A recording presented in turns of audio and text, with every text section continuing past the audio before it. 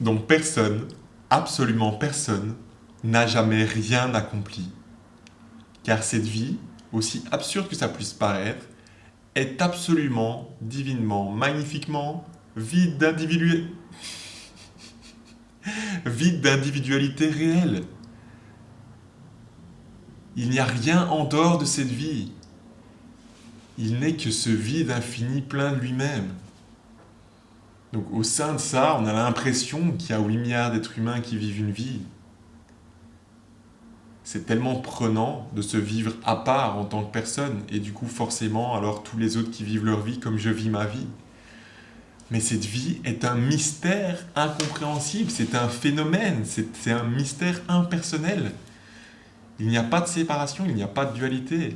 Il n'y a jamais eu un Jésus, il n'y a jamais eu un Jules César, il n'y a jamais eu un Mozart, il n'y a jamais eu un Einstein qui a accompli quoi que ce soit.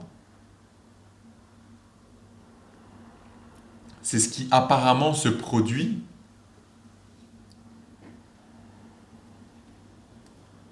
mais il n'y a aucun choix et aucune autonomie personnelle réelle. C'est comme une cellule qui suit son cours naturel dans l'organisme. Il n'y a pas d'autonomie, une multiplicité de choses, d'êtres vivants qui auraient une autonomie personnelle. Donc Mozart, tout ce qui a semblé émerger de cette physiologie n'est que ce qui a émergé de cette physiologie. Il n'y a pas quelqu'un qui fait tout ça, il n'y a pas quelqu'un qui est l'auteur, il n'y a pas quelqu'un qui est le propriétaire de cette œuvre, ou Picasso, ou qui que ce soit, ou Einstein. C'est ce qui se fait de manière spontanée, naturelle, sans auteur, sans détenteur de ce qui jaillit, de ce qui surgit. Ça surgit, ça jaillit de rien du tout. Il n'est que ce vide plénitude. Ici, encore une fois, ça a déjà été dit, mais un périple de 2400 km jusqu'à Compostelle, 100 km courus en 12 heures, ça se fait de manière spontanée, naturelle. Et simultanément, il ne se passe rien. Pour la simple et bonne raison qu'il n'y a rien qui soit séparé de rien. Il n'est que ce vide infini plein de lui-même. C'est en dehors du temps et de l'espace. Et c'est incompréhensible, inaccessible au mental humain. Et ça va complètement à l'encontre de comment la vie est vécue. Et forcément, c'est jamais remis en question, ce moi. On ne questionne jamais. Et du coup, pour l'être humain, ça veut rien dire parce qu'il n'est que ce vide plénitude, mais encore une fois, il faut bien utiliser des mots. Pour l'être humain normal, en général, du coup, c'est je suis moi et du coup, il y a tous les autres. Et donc, chacun vit sa vie et donc, chacun est responsable et donc, chacun accomplit des choses. Et on se félicite mutuellement pour les choses accomplies, il y a une fierté. C'est absurde au possible parce qu'il y a pas d'auteur, il n'y a pas de séparation, il n'y a pas de moi, il n'y a pas d'individualité réelle. C'est simplement cette vie impersonnelle, ce mystère impersonnel, cette liberté impersonnelle qui s'exprime de cette manière-là. Mais simultanément, il ne se passe rien.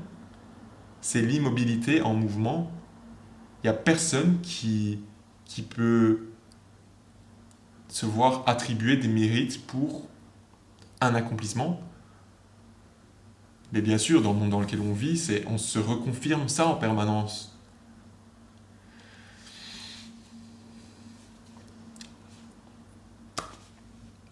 La séparation est est un rêve complet, c'est une illusion extraordinaire. Sans cette illusion de séparation, il ne reste rien du tout. Il ne reste que ce vide plénitude, et du coup, il n'y a pas la possibilité d'attribuer le moindre prix, la moindre reconnaissance, pour un accomplissement qui serait personnel. C'est un manque de discernement et de clairvoyance. Encore une fois, ça ne peut pas être vu. Donc ici, il n'y a pas quelqu'un qui verrait ça et qui verrait que c'est une illusion. Il n'y a même pas. Il n'y a tellement pas d'individualité réelle, il y a tellement que ce vide plénitude qu'encore une fois, ici, tout ce qui se dit jaillit de rien. Et il n'y a aucun mérite et aucune... Enfin, encore une fois, que ce soit vu, qu'il y ait là, de l'autre côté, apparemment, des critiques par rapport à tout ce qui se dit sur cette chaîne, où justement, waouh, Maxime, il a l'air de comprendre des choses et de dire des choses intéressantes. L'un comme l'autre, c'est que des histoires, parce qu'il n'est que ce vide plénitude, il n'y a rien en dehors de ça.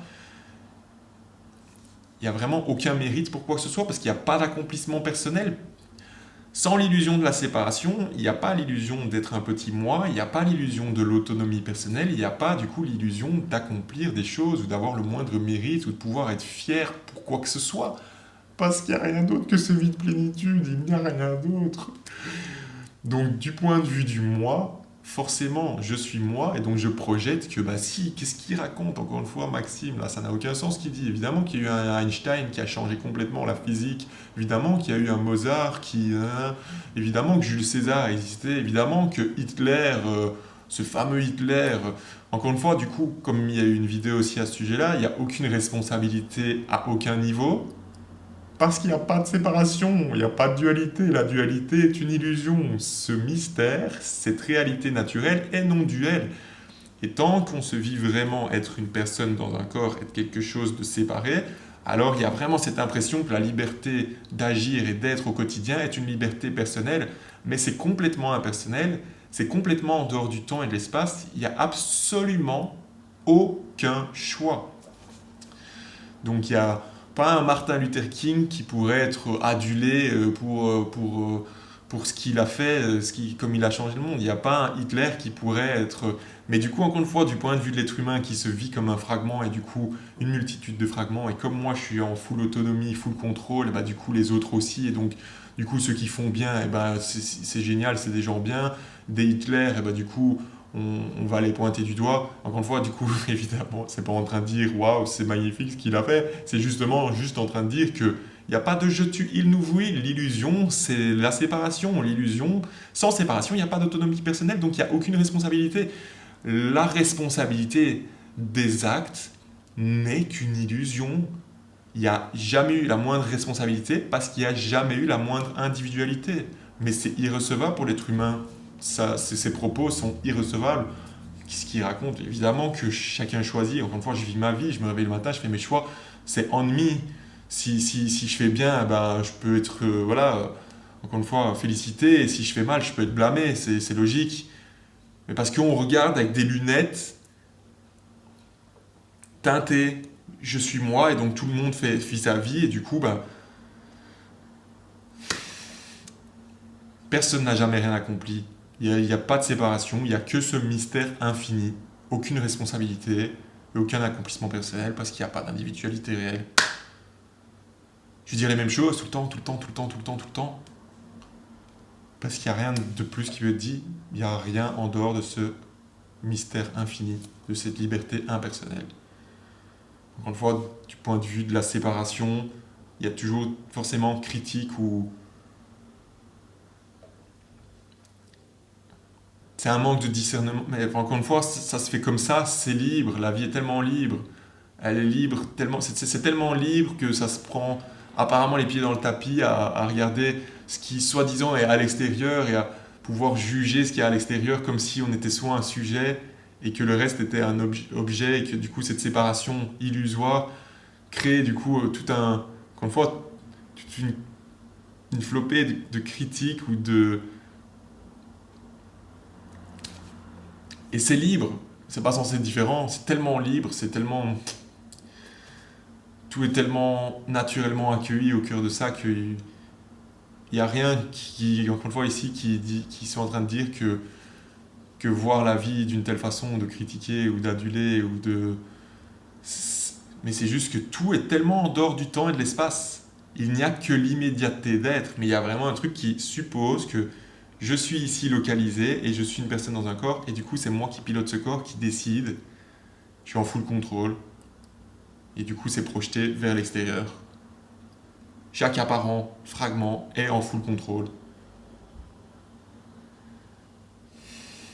L'être humain, encore une fois, a l'attention tellement dirigée vers l'extérieur, il la ramène jamais vers l'intérieur juste pour voir, en fait, c'est quoi qui constate tout ça, c'est quoi qui est conscient de tout ça.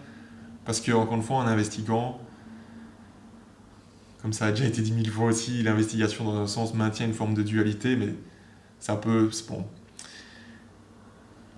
Il n'y a pas de possibilité d'arriver quelque part, il n'y a pas de conscience universelle. La conscience, c'est l'illusion fondamentale, encore une fois, de se vivre comme un fragment, et donc il y a tout le reste à part. Je suis sujet, il y a le reste autour, objet. Donc il y a cette séparation qui est maintenue réelle avec cette fonction de la conscience, parce que sans l'illusion de la séparation, il n'y a pas un truc dont je puisse avoir conscience qui serait à part de moi. Et moi ici, c'est parce qu'on se voit soi-même comme un sujet que du coup le reste semble distant, distant, et du coup avoir vraiment cette impression de fonctionner dans un espace-temps et d'avoir une autonomie, alors qu'en fait le film est déjà dans la boîte, tout est déjà accompli, ça n'a jamais commencé, ça va jamais se terminer parce que c'est en dehors du temps et de l'espace, et en même temps tout est déjà accompli parce qu'il n'y a que cette soupe d'énergie, mais il n'y a aucune autonomie réelle au cœur de ça, il n'y a aucune volonté personnelle qui soit réelle, aucune autonomie personnelle. Mais quel rêve immense et convaincant de se vivre comme à part et d'être du coup une personne qui se réveille tous les matins et qui fait des choix et qui a sa vie en charge. C'est extraordinaire. Ça peut en arriver à un point où du coup, comme c'est le cas ici, même si encore une fois il n'y a pas de réel ici, puisqu'il n'y a pas de position réelle au sein de ce mystère, de ce vide plénitude. Donc il n'y a rien qui a changé encore une fois pour Maxime présumé. C'est juste qu'il y a juste l'évidence qu'il n'y a jamais eu de Maxime et qu'il n'y a jamais eu personne, qu'il n'y a que ce mystère infini. Mais du coup, encore une fois, même si cette évidence n'est pas une révélation qui arrive dans le temps, parce qu'il n'y a pas de temps et pas d'espace, il y a juste cet apparent effondrement de l'individualité, mais qui ne fut jamais là, donc qui ne se passera jamais là, parce qu'il n'y a déjà pas là. Mais du coup, cet apparent effondrement de l'individualité qui n'était jamais là, révèle encore une fois que du coup, ce château de cartes vraiment qui est brinque-ballant, bref, encore une fois, juste si on regarde de plus près, il n'y a pas de monde. Il n'y a pas de monde matériel. Tout ça n'est qu'une illusion. Mais tant qu'on ne regarde pas un peu plus près, bah, du coup, oui, il y a tout qui confirme que je suis un sujet, que le reste est à part, et chacun se vit comme ça, alors qu'il n'y a que l'immédiateté d'être. C'est en dehors du temps et de l'espace, ça se fait de manière spontanée et naturelle, en même temps, il ne se passe rien du tout. Et au cœur de cette immédiateté d'être, il n'y a toujours que les mêmes choses qui peuvent être dites, mais il n'y a rien d'autre. Il n'y a rien d'autre. La séparation est un rêve complet. Il n'y a jamais eu personne au sein de ça pour vivre une vie, pour faire quoi que ce soit.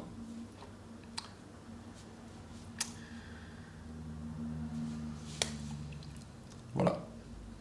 Il n'y a jamais eu de Jésus, de Jules César, de Mozart, d'Einstein, de Nikola Tesla, de qui on veut. C'est simplement ce qui semble se produire. Et ça semble prendre la forme d'une individualité. Ça semble être personnel, et pourtant c'est absolument impersonnel. Il n'y a rien en dehors de cette vie. C'est impersonnel. Il n'y a personne qui est en contrôle de quoi que ce soit. Il n'y a que cette fuite en avant, ce free flow de cette soupe d'énergie infinie. C'est libérateur au possible, ça libère personne, puisqu'il n'y a jamais eu personne à libérer, puisqu'il n'y a jamais eu d'individualité réelle, qu'il n'y a jamais eu d'espace-temps, et qu'il n'y a toujours eu que cette soupe d'énergie. Donc c'est libérateur pour personne. Et du coup, il peut y avoir vraiment une détente de waouh, en fait, purée, j'ai semblé vivre cette vie comme si j'étais un être humain qui était en charge et portait un poids immense, alors qu'il n'y avait jamais rien eu à porter du tout, parce qu'il n'y a rien en dehors de ce vide plénitude. Extraordinaire, incompréhensible, absurde au possible, et irrecevable pour l'être humain, parce que ça fait trop peur, c'est pour vraiment être projeté au bord du gouffre, au bord du vide. Mais en fait, tout ce qu'il dit là, c'est dire vraiment que du coup, j'existe pas. Enfin, c'est un peu fort quand même, tout ce qu'il balance là. Et encore une fois, du coup, ça s'adresse pas à quelqu'un, parce qu'il y a personne pour entendre ce message, parce que c'est même pas un message, parce que c'est déjà ce vide plénitude, c'est déjà en dehors du temps et de l'espace, tout est déjà accompli, il n'y a personne à faire arriver où que ce soit. C'est juste de la poésie qui ne change rien du tout. Voilà. Si t'as aimé cette vidéo, un petit like, un commentaire sous la vidéo, puis on se voit dans la prochaine. Tu peux aussi partager cette vidéo et t'abonner si t'es pas encore abonné, évidemment. On se voit dans la prochaine. Peace.